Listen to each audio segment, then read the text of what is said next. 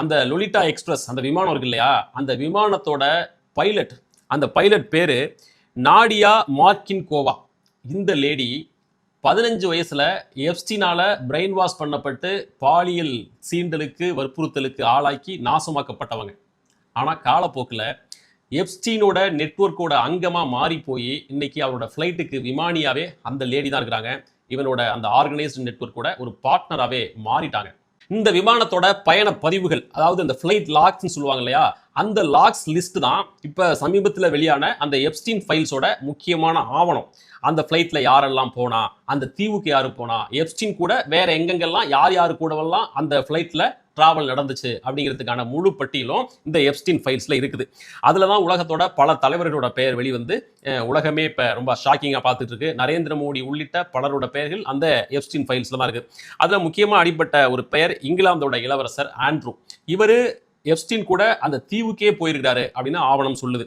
அதன் விளைவா அவர் தன்னுடைய இளவரசர் பட்டத்தையே துறக்க வேண்டியிருந்துச்சு. அண்ட் பாப் உலகோட சூப்பர் ஸ்டார் மைக்கேல் ஜாக்சன், அவரோட பேரு இதுல இருக்கு. பில் கிளின்டன், அவரு அந்த தீவுக்கு இந்த ஃப்ளைட்ல ஏறி பல தடவை போயிருக்கிறதா ஆவணங்கள் சொல்லுது. பட் கிளின்டன் இதை மறுக்கிறார்.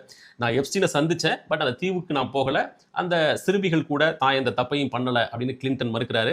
இப்படி பல பேரோட பேர் அதுல இருக்கு. மொத்தம் 170 உலக தலைவர்களோட பெயர் அந்த எப்ஸ்டீன் ஃபைல்ஸ்ல இருக்குது. சரி, இதுல எப்ஸ்டீன் ஃபைல்ஸ்ல பேர் இருந்தாலே அவங்க அந்த தீவுக்கு போயிருக்காங்க அப்படின்னும், அல்லது அங்க இருக்கிற சிறுமிகள் கூட சல்லாபத்துல ஈடுபட்டிருக்காங்க அப்படின்னும் அர்த்தம் இல்லை.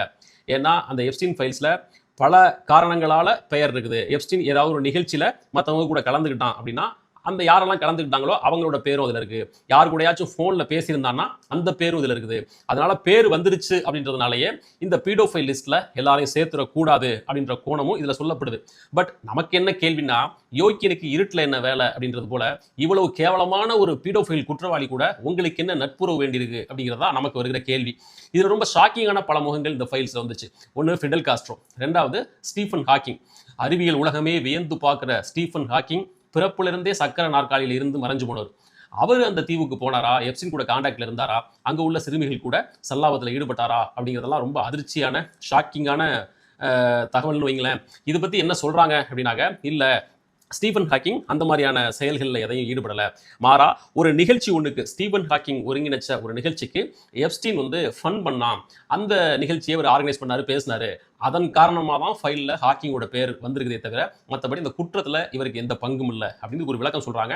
அவர் ஃபிடல் காஸ்ட்ரோவுக்கும் இதே வகையான விளக்கம் தான் சொல்லப்படுது. பட் எகைன் அதே ஆன்சர் தான் நம்ம சொல்ல வேண்டியிருக்குது. யோக்கியனுக்கு இருட்டில் என்ன வேலை?